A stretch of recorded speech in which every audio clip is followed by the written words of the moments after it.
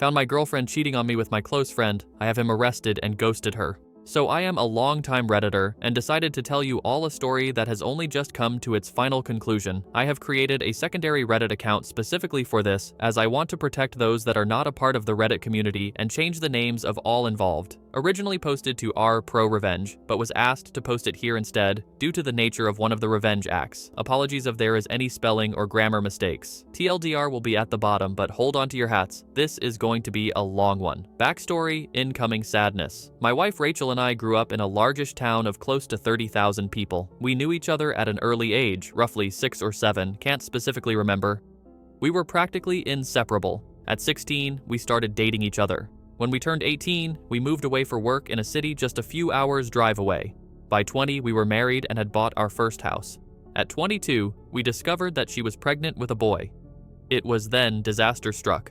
About 5 weeks before she was due to go on maternity leave, a large shelving unit collapsed and crushed her. I was told that both her and our child were killed instantly. 2 of her colleagues had also been injured in the accident, one left paralyzed, the other losing his leg after it had to be amputated. The company she was working for had, in a cost-cutting measure, decided to continue using old shelving that had been written off as unsafe instead of replacing it. I still haven't quite forgiven those executives and management personnel that made that decision, because they cut short the love of my life as well as killing our unborn child. It wasn't long after I was told I had a choice on how to proceed with what her company called compensation, but I called it blood money. They wanted to settle out of court to avoid a lawsuit. I, on the other hand, was out for their blood. Just to clarify here, this is not the revenge, this is still backstory.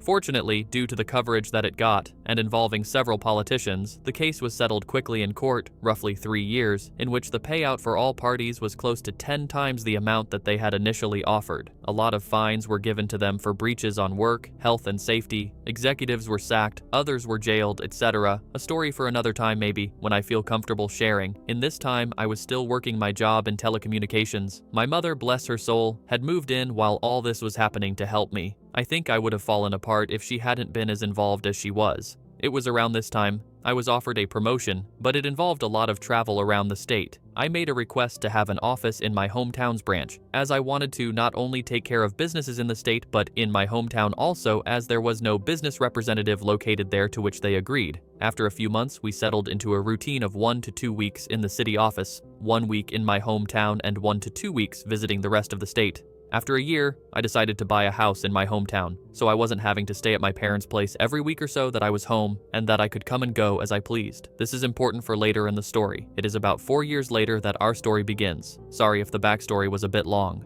I had just returned from one of my trips on Friday, and was checking in some stuff at my office when Harry, the branch's managing director, walked in. We had grown up together also, but had gone to different schools, but since coming back had developed a very close friendship. He asked how things were, and then asked me if I wanted to come to a house party that he was having that evening. Short notice and all, but I said yes. I felt like a few drinks with friends were in order. It was there that Harry introduced me to Catherine. She was a new hire at the branch where my hometown's office was located, and was getting to know everyone being new in town. We hit it off immediately. As much of a cliche as it sounds, it was almost as if Rachel was in front of me instead of Catherine. I won't bore you too much with the details, but after 2 years of dating, we decided to take the next step, and she moved into my hometown's house. Everything up to this point had been going really well. Catherine and my parents got along, and Rachel's parents also approved and were happy that someone could make me just as happy as Rachel had done. All was going well for close to a year when things began to change. Skype sessions were cut short suddenly. Neighbors would tell me about how a car, described to me like it was Harry's, was always seen parked in the back alley near my house whenever I was away. Some clothes that weren't mine were in my wardrobe. All signs pointed to her cheating, but she said that nothing was happening. She said that Harry would come over occasionally to discuss business, etc., but never stayed the night. I chalked it up to me being paranoid and continued on as if nothing was wrong, but there was always this feeling that something wasn't right. It was close to 6 months after that I discovered that she had been lying to me. I had just finished closing a rather large contract with a new company, and negotiations had wrapped up earlier than I had anticipated. So instead of sticking around for the next few days, I decided to pay for an early flight home and surprise everyone. Fast forward a few hours and I drive into my hometown and down the alley behind my house so that I could get into the house without being seen and surprise Catherine.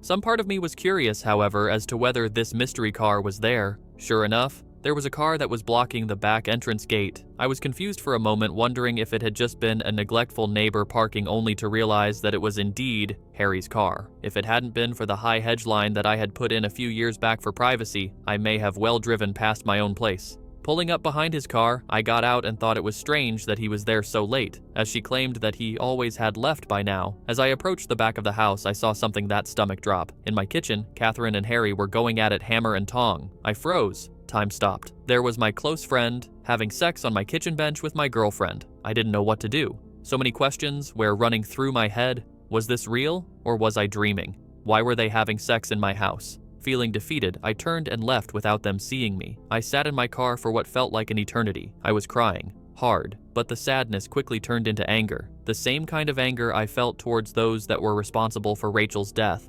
I wanted to hurt them, badly. As a pacifist, I don't believe in violence. It was then I knew I was going to punish them and destroy their lives. And what better time to start than now?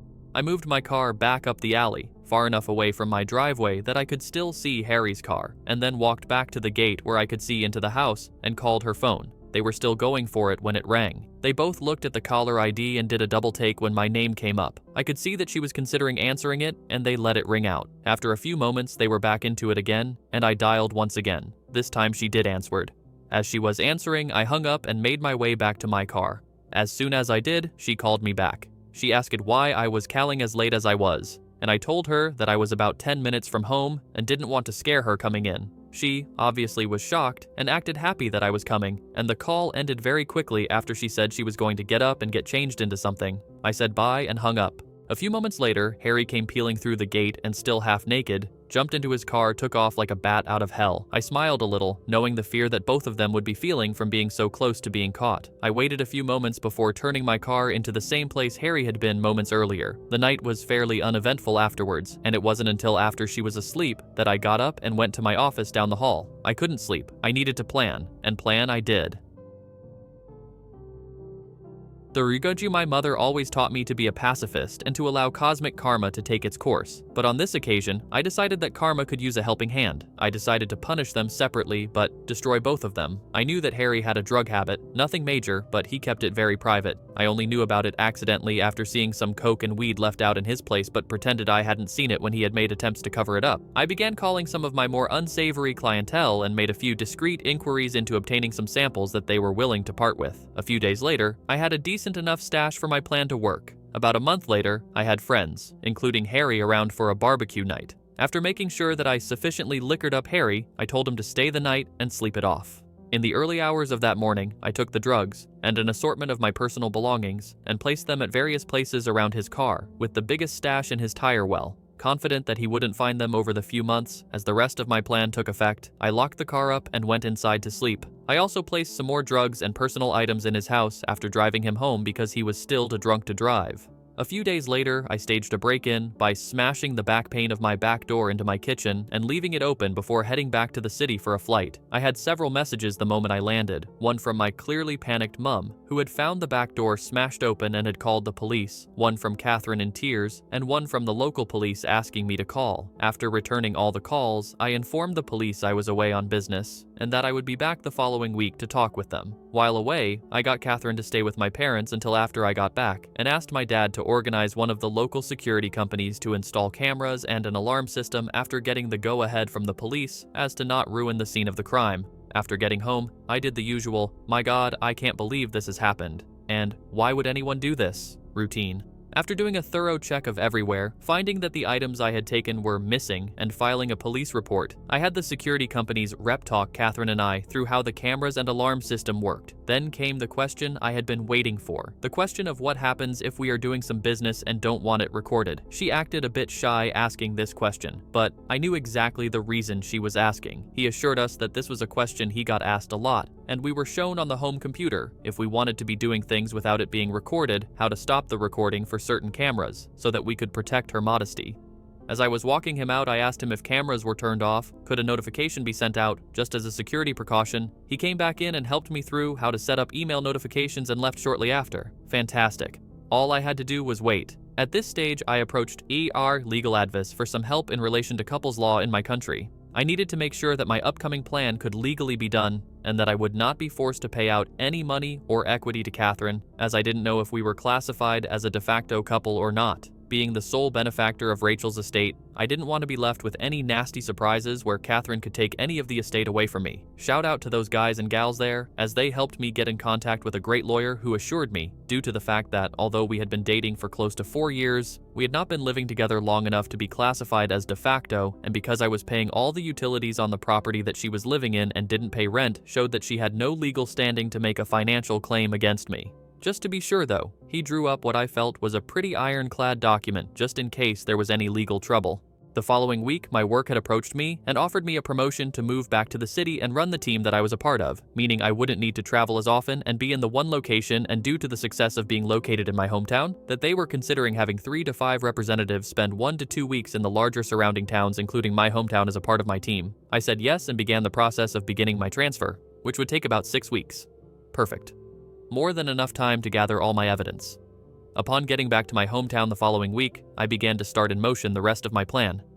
I asked Harry to approve 1 week's worth of vacation for Catherine for 2 weeks' time. I wanted to send her and a friend or two away on a retreat before I made the biggest decision of my life for a second time. He jumped up and gave me a huge hug, congratulating me on being prepared to take the leap again. I hugged him back tight, but not the way I think he imagined it at the time. He agreed and blocked out the week for me. I asked him not to say anything to anyone, as I wanted to make it as big a surprise as I could. I knew that it would spread like wildfire around the office regardless, but that was my plan. That night, I told Catherine that I had booked her and 2 friends to go to a tropical spa resort, all expenses paid for a week. No questions asked, pick 2 friends, and come back to the biggest surprise of her life. She screamed like a kid who had just been told that all the candy in the shop was hers to have. I then told her that the following week, I was going to spend it in the city, preparing for a large client who was one of my biggest accounts and needed some people in my team to help before flying out the following week, and I wouldn't be home until the Monday that she was leaving, so I wouldn't be able to see her, which seemed to disappoint her. But I told her it would be worth it when she returned. What I failed to tell her was that I had decided to take 2 weeks vacation on the other side of the country, mentally preparing myself for the shitstorm that was about to erupt the moment she stepped foot on the plane, as well as enjoying my first stage of freedom. On Sunday 2 weeks later, I flew back and began driving home.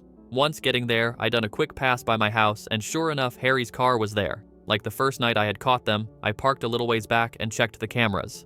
Asleep, in my bed.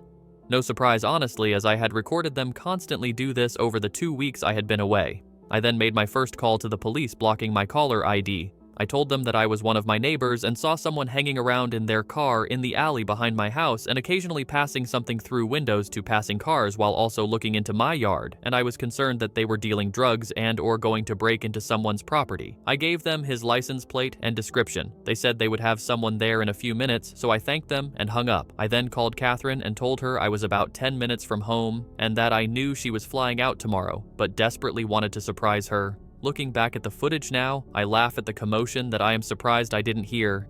In a few short seconds, Harry was half-dressed and flying out the back door to his car. At that point, I couldn't have asked for a more perfect scene. As Harry was peeling away, one of the police cars rounded the corner behind me, saw Harry driving away fast, and gave chase. After pulling in, greeting an excited Catherine, and doing all the couple things, she fell asleep again. I, on the other hand, couldn't sleep a wink. The next day, her and her friends were bundled into a car.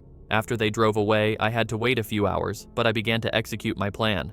I called my friend, who was a removalist, and apologized for the late notice, but needed my place packed, and moved on Friday. After agreeing on a time, I told him that he would need to take certain boxes to a storage facility, which he said wasn't an issue. Then I began packing Catherine's belongings. Later that day, I got a call from the police for me to come and identify some property that they had apprehended from a suspect the previous night that fit the description of property I had reported stolen. I grinned to myself, happy that my plan for Harry had grown to fruition, and replied that I would be there shortly to collect it. Of course, when I got there, some of the items were still unaccounted for, due to the fact that they must have still been in his house and they hadn't searched there yet. By this stage, the town was buzzing with news. Events in my hometown don't stay secret for long. Harry was disgraced and promptly fired for his possession of drugs and stolen property, and our respective bosses on behalf of the company had extended a formal apology towards me during the week. That night, I went to my parents' house and told both mine and Rachel's parents what had happened, omitting certain details, and that I was moving back to the city after being promoted, but Catherine wouldn't be a part of it. They were pretty upset initially that I hadn't let them know what was going on, but were happy that I was handling everything maturely and hadn't sunk to their level, thought they didn't agree with ghosting Catherine, but after some drinks, laughs, and tears, I went home. On Friday afternoon, after a busy week of organizing cleaners for the following week, the real estate to put my house on the rental market, and various other tasks at my hometown's office, I packed some things into my car and drove to my parents' place and said goodbye before the drive. Before leaving, I went to Becky's house. Becky had been one of Rachel's closest friends growing up. She was the only other person who knew what was happening, minus the details about Harry. Without her help, I wouldn't have been able to organize everything as quickly as I had. I gave Becky a large manila folder with my gathered evidence of her cheating, as well as the letter and a few other legal documents from my attorney stating that she was ordered not to contact me, and the details of how to access her belongings located at the storage unit I had rented out. After a quick goodbye, I left and drove back to the city. On Sunday, I woke up to several missed calls, voice messages, and text messages. Turns out, Catherine had come home early after being alerted to something being afoot in town, only to find an empty house and a for rent sign out the front. Freaking out, she had gone to my parents, who closed the door on her the moment that they answered, forcing her to call everyone until she managed to somehow be contacted by Becky and told that she had a package for her. I was told that she didn't take too well to that, as I fully well knew at that point from the numerous angry texts and voice messages from her accusing me of setting up Harry, of being deceitful, etc. I was worried that she might show up at my front door, but nothing ever happened. 5 weeks later, after leaving and been promoted, I write this out for you, dear reader. Granted, it's long, and it took a few rewrites to shorten it down from my initial 14 pages, double what this story is now, but I feel that most of what I said was important enough for the story. TLDR, after my pregnant wife was killed in a workplace accident, I moved back to my hometown and connected with a woman who, after moving in with me, cheated on me with a close friend. I set him up to take the fall for drug possession, and after sending her away on a spa retreat, rented out my house and left town for a promotion while exposing her as a cheater. Edit. Obligatory thank you and holy cow, this blew up. Thanks for gilding this account, even though it is a throwaway account that I have no intention of using in the future. I am still at work at the moment and will, after I finish, answer as many questions as I can and provide any other updates that come my way. Edit 2. So, am home now, and with the number of questions that are here, as well as other comments and messages I have received, I decided to take the time to answer questions and provide some clarity here, save responding to everyone. So one of the questions I keep getting asked is what happened to Harry, why I was so hard coming down on him, and why I would incriminate myself, especially on the internet. After making some inquiries back home to some friends, the short answer is Harry is looking at a few months in prison, as it's his first offense but could be out sooner, and I felt that it was necessary to the story. No one other than myself knew what I had planned to do with Harry, which is why I omitted quiet a few crucial details that had the potential to truly identify me, as well as change up some of the descriptive language about locations to potentially put this story anywhere in the world. Just for clarification, there was already more than enough evidence in his own home.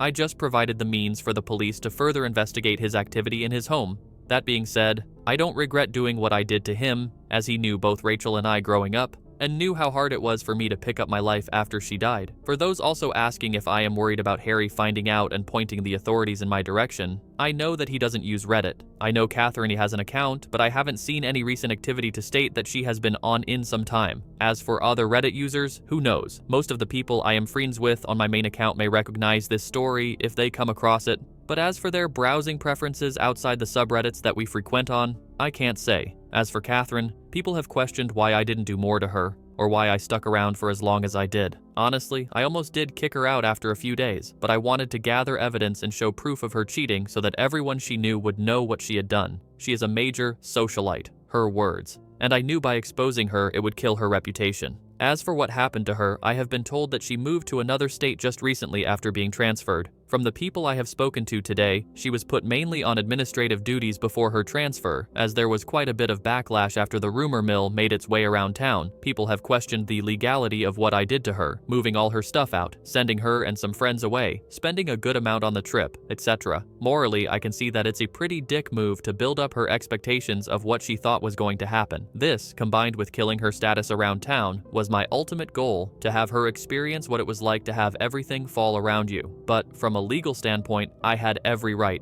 In the time she had been living with me, she had never updated any of her personal information, driver's license, voting registration, etc., to reflect that she had moved into my house. I found out this information during the course of my preparation with my lawyer after I spoke to our legal, with no concrete proof on paper to show that she was residing there, and because we hadn't met the de facto status, I was able to do what I did with no threat of backlash. Finally, for those of you saying how my story is fake, that I am a karma whore, a sociopath, in this day and age, who doesn't have some sociopathic tendencies, and pointing to my malicious compliance story also as proof, I will be honest and let you know that I will not try to change your minds on this.